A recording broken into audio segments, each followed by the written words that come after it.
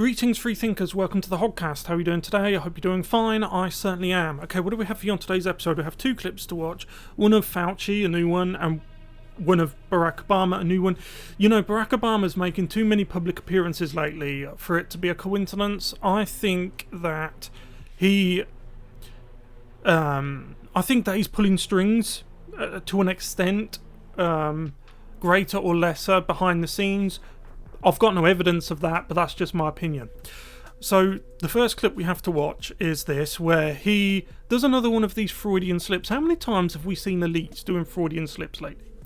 He says, and I'm just, look, for the censors out there, I am just showing you what he said himself and then commenting on it. Barack Obama let slip something that he may probably not have been supposed to say. Okay, he said that the coof poke has been clinically tested on, quote, billions of people or millions of people, essentially backhandedly admitting what a lot of people have been saying for a long time, that this rushed jab which came out, it was being tested on the fly on the people, and we know that the manufacturers actually have a clause that states that they cannot be sued or held liable for anything that goes wrong, and things have been going wrong, as you know. The second clip is of Fauci. This is him doing yet another interview. He's speaking up against the judge in the United States who said that whose ruling stated that the masks can come off in the planes, because everywhere else in the world is given up on the whole power thing. Except this lot, okay? I may at the end show the third clip of Jen Psaki when she said that she wants to, quote, re-establish the authority of the CDC, it just shows you that it's about power and control, not about public health. Because if something happens that's beneficial to the public's health, in more ways than one, that doesn't involve towing their line, suddenly they have an issue with it, yeah? It's about control. That's the third clip. The second one, I might show you the third, depending on how much time we've got. The second one is of Fauci, who does the same thing. He's saying that the decision should be with the CDC and not the courts. That is something that should scare you, right? Someone who's saying that the courts can no longer decide, but the CDC. It's not a world you want to live in, so we'll get into this video now. If you haven't yet though, please like the video, subscribe to the Hoggcast, hit the notification bell, share the video around. Also have a membership scheme which you can join. I have 9 amazing, beautiful members who honour and humble me, that they value my content as much as they do. We're only a small channel, this is only a quiet little corner of the internet, and we are shadow banned and deboosted. So that's a way to support me and to the work that I do, and to certainly motivate me, because, as I say, we are shadow banned. But of course you don't have to. Anyway, let's go.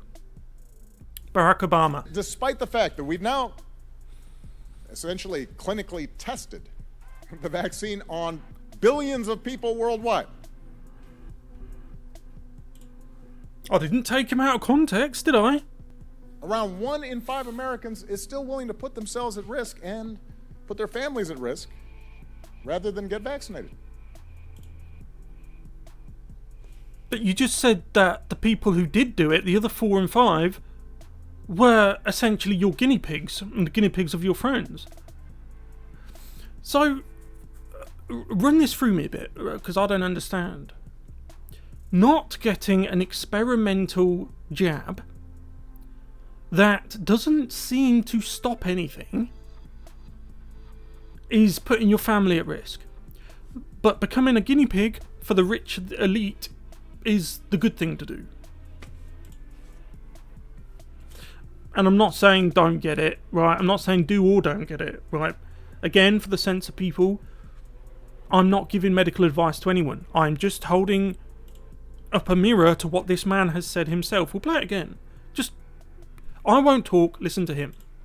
And yet, despite the fact that we've now essentially clinically tested the vaccine on billions of people worldwide, around 1 in 5 Americans is still willing to put themselves at risk and put their families at risk rather than get vaccinated. People are dying because of misinformation. People are dying because of misinformation. There's so much wrong with this 29-second clip that it's hard to justify. It's hard to put the correct amount of weight on it. So this is a 29-second segment with a man who is up to his neck in misinformation and disinformation, who has just been caught doing a Freudian slip, is telling you that you're in danger of misinformation, that it's a threat to your very existence. Now, I'll tell you what's a threat to the elite's existence and their privilege. Real information, yeah, good information, solid information that's getting out there. Okay, you're gonna see, just watch over the next few months, you're gonna see a huge push for censorship, and it's gonna come from this lot. They're gonna play on your emotions, like we know that the globalists are very good at manipulating people. Look at Jen Psaki crying the other day. In regards to something that was never happening, about the bill in Florida, you know, the one where they completely mischaracterized it. Oh, what's that? Misinformation, yeah? They don't say, you know what bill? It doesn't even have that word in there, the G word. It doesn't even have it in there. Misinformation. And Jen Psaki was crying over it.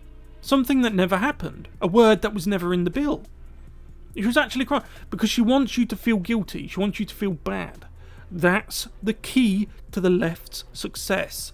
They don't bother with facts and stuff like that. They go straight for the emotions, the feels.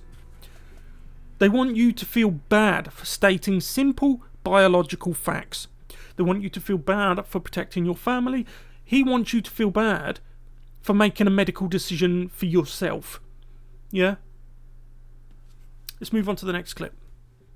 So now on to Fauci. I'm disappointed because those types of things really are the purview of the CDC. This is a public health issue.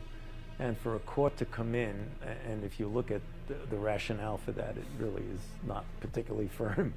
And we are concerned about that, about courts getting involved in things. He is concerned about the courts of the United States, the checks and balances, essentially, making decisions on appeals and other things that go through the courts.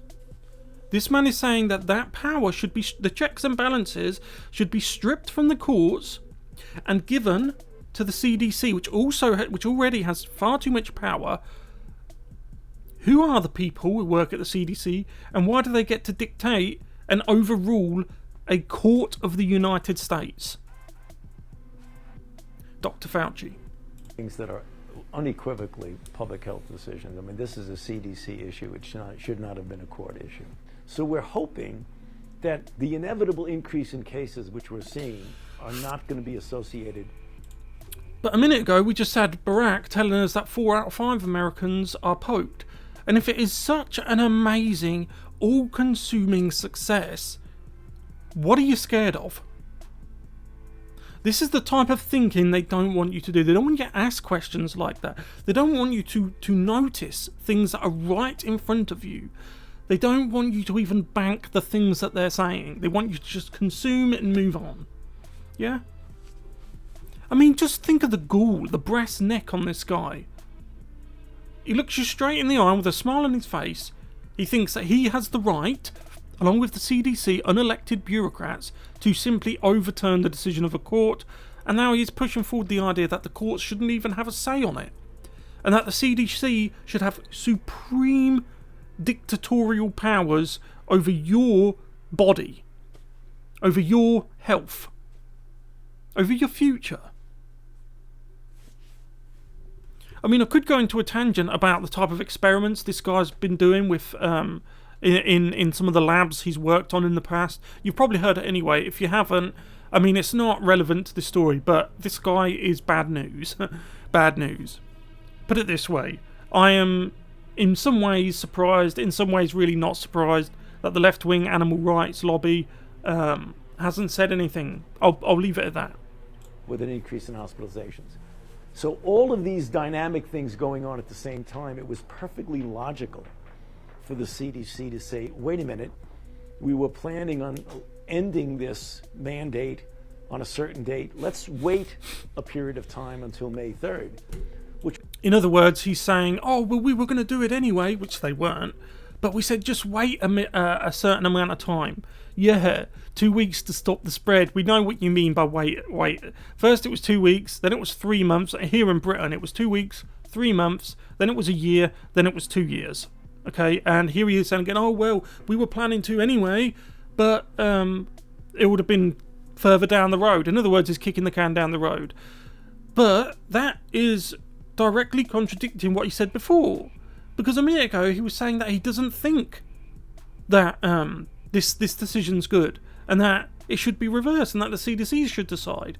So when exactly were you going to allow people to be normal again? I don't get it, because what the elites do, and Fauci's excellent at this, he dangles like a carrot in front of the people, and when you get close to the carrot to grab it, he moves it back a little bit, and then he moves it back again, and he just keeps moving it away from you, always making you think that victory's just within grasp, but it's actually never been further away. That's their playbook. Yeah. Which was a very sound public health decision. So he's using words like sound, logical, reasonable, and stuff like that, and he's using them repeatedly because he's trying to reinforce the idea that his illogical, tyrannical opinions and actions were logical. He's trying to reinforce it really was logical. It was sound. It was the most amazing thing. And this horrible court and this horrible judge, how dare he stop us? So for a court to come in and interfere in that is really unfortunate. It's unfortunate. It's for a court to interfere. So what he's saying is that the court had, in his opinion, no authority or jurisdiction, right? That's what he's saying, okay? As if it's just it's like with Barak Obama, such a snapshot into how they actually view the world, how they view you and me. Oh, those courts interfered. He even sounds like a villain. Sounds like a Scooby-Doo. Oh, if it wasn't for those pesky courts interfering. Because it's against public health principles, number one. And number two is because that's no place for the courts to do that. This is a CDC decision, and that's very bad precedent when you have courts making a decision and looking at what the basis of the decision was. It was not sound. What a creep. What a disgusting... Honestly, it's just, he makes my skin crawl. He really does. This is what happens when you don't have accountability for the top 1%, or even the top 1% of the top 1%, yeah? It just keeps going, right? Anyway, I'll leave it there. Let me know what you guys think about these two clips in the comments section below. Thank you very much for watching. I'll see you in the next one. Goodbye.